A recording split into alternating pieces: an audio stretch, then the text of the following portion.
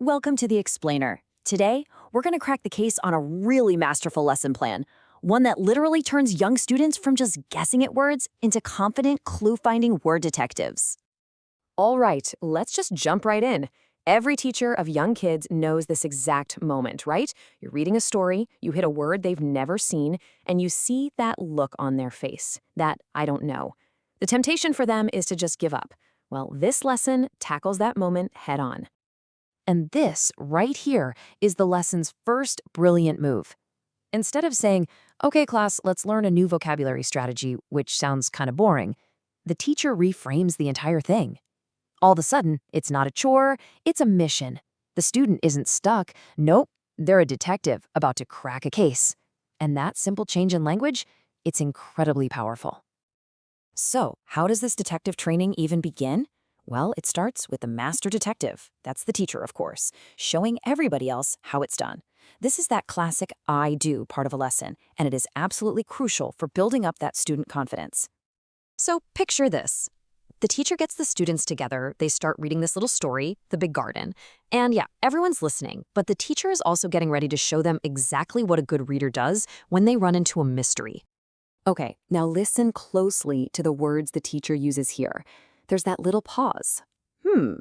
They don't try to hide that they don't know, they actually announce it. This is so smart. It models curiosity, not confusion. And it tells the students that not knowing a word isn't some kind of failure, it's actually the start of an investigation. And right here, the detective work becomes a super clear step-by-step process. The teacher points out the mystery word, then they start hunting for clues in the text around it, noticing words like enormous and the fact that they could not lift it. They even use the word tiny as an opposite clue. And by putting all these little pieces together, bam, case solved. They've just made their own thinking process totally visible for every student to see. Okay, so the students have seen the master detective in action. Now what? Well, it's time to deputize them. They get to become sidekicks in the investigation.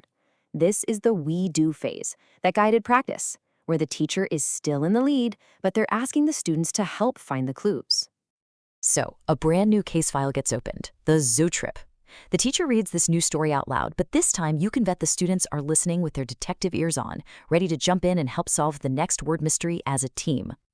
Now this is key. The teacher doesn't give away the answer. Instead, they ask these two critical questions.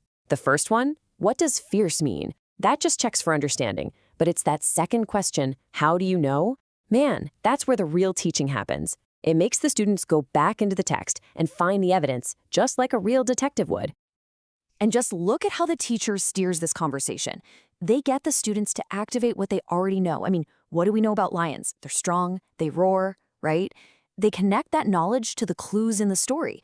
So the kids aren't just memorizing a definition, they're actually building the meaning of fierce from the ground up based on evidence. That's a much, much deeper way to learn. All right, this is the moment we've been building toward. After all that modeling and guided practice, it's finally time for the you do.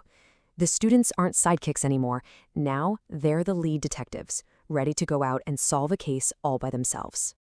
This Match the Meaning worksheet is kind of like the final exam to get their detective badge.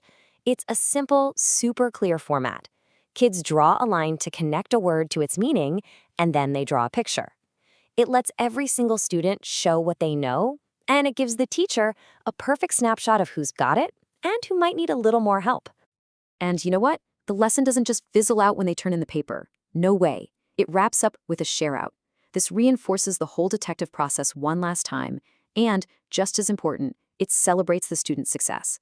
They get to be proud of the mysteries they solved. Okay, let's zoom out. We've seen the lesson play out, but let's look under the hood. What are the core principles, the tools in this master teacher's toolkit that make this so darn effective? First off, the whole thing is packed with these simple but really powerful analogies. Comparing words to chameleons, that is a genius way to explain a super complex idea like context to a 5-year-old. It makes something abstract feel totally concrete and easy to remember. And it's the same idea when it comes to teaching academic vocabulary. Instead of hitting them with intimidating words like synonym and antonym right away, the teacher uses ideas they can actually relate to, like word twins for words that are almost the same and opposites for words that are different. It's all about building that bridge from what they already know to what you want them to learn. This is what separates a good lesson from a truly great one. The teacher isn't just reacting to problems as they come up. They are thinking ahead. They're anticipating the common mistakes young readers make, and they've got a plan for them.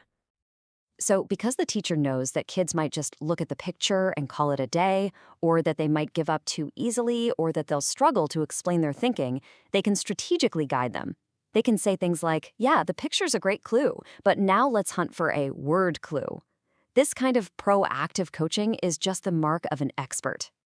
And finally, maybe the most important piece, is that this lesson is designed to support every single learner in the room. You got options for kids who learn by moving their bodies, like acting out the word fierce.